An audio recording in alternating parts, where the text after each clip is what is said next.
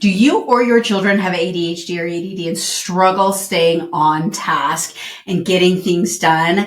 I'm going to show you exactly what those tools are. I'm not even going to give them to you. Hey there, homeschool moms. I'm Rebecca, and welcome to My Homeschool Village, where we make homeschooling simple, stress-free, and full of joy. Here, we share real solutions for busy moms, engaging resources, time-saving hacks, and a supportive community to help you homeschool with confidence. Let's build this village together. So, something that you need to remember, if you are not yourself an ADHD mom, you might struggle with this. If your kids are, but you aren't, that's okay. Let me show you how this works. First of all, the ADHD brain, if it's out of sight, it's out of mind. Look, apps are great, you guys. I do use apps for certain things, but that doesn't necessarily mean that I see it. And if I don't see it, I don't get it done. And if it's on the app, my kids can't see it. So if I'm trying to keep my children on track to what's on my computer, my kids are completely clueless on what is happening. Help your children, include your children in the planning of their homeschooling, okay?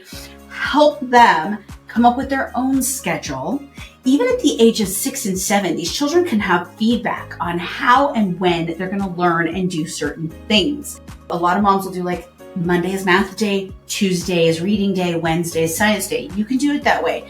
But it's ideal that your children get lots of breaks, lots of little bits. You don't have to sit down for an hour, 30 minutes even. Depending on the age of the child, you break up your day, you break up everything into bite-sized chunks with backups for when they just can't focus that day. That's okay. So let me show you some of the tools I have used as a homeschool mom.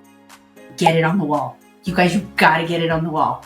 I made some daily chore charts and practice charts for you that are pretty, and you can put them on your wall and you can follow along. Now, let me show you exactly what I got for you here. All right. Now, it's important that it goes on the wall because when they see it and they can check it off, your child will be able to focus on it better and be able to stay on task. Now, I created multiple planners here for you because we have different personalities. Every child even might need their own. You print this out. Now, I recommend you put it in a frame with glass so you can use dry erase markers on it.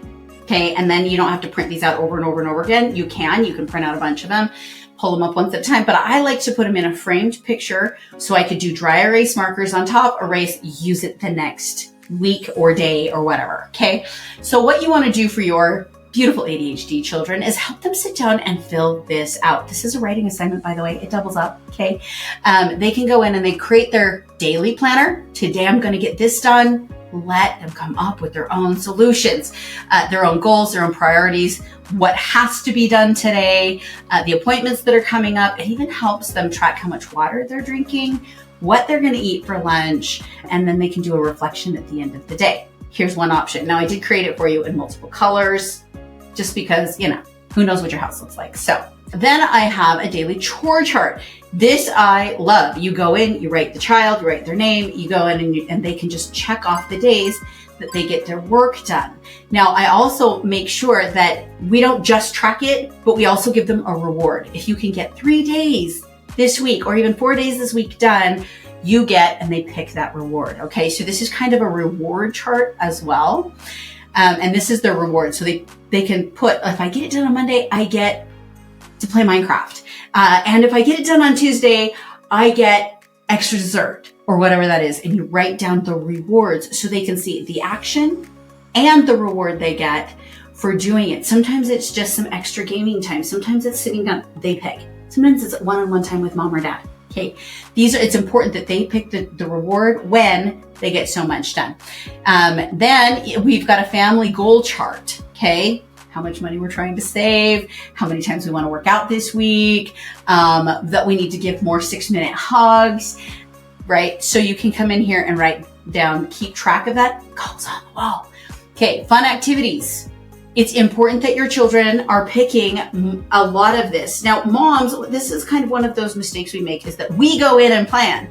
But if nobody had any say, you're gonna have a really hard time getting any of it done. But when the family plans together, they all work towards the same goals. So this is great for writing down their favorite indoor activities. I love this one for winter, by the way. Quiet time activities when mom's got babies to put to bed, books to read, movies to watch, more activities they wanna do, favorite games.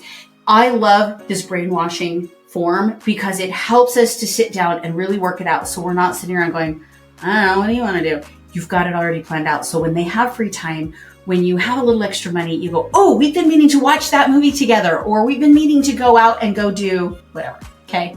This is very important to keep the dreams alive. All right. Now I've got some practice charts. Do your children play instruments, or is there something they need to practice on a daily basis, whether it's a sport, piano, whatever that is? Here they have the assignment.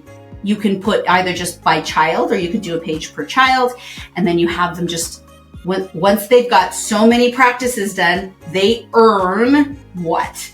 Okay, and here's their goal. So it's like, once I have completed 10 of these, I get what reward, and you get to write that down here. And then we've written out this practice chart in multiple ways so that you can, here's your music, you can do sport.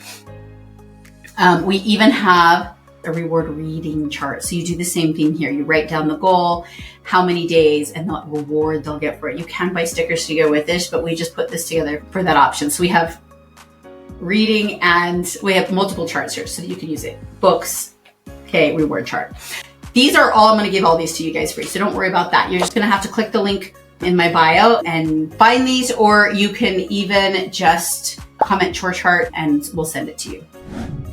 In conclusion here, you guys, what you need to do, I highly recommend any ADHD moms with ADHD kids, you cannot rely on your apps. You can't. You've got to get it in front of their faces. Some of these pages I have right behind my child's computer where they need to look at often. Some of these pages are in our kitchen, on our cupboards. Some are in our cupboards.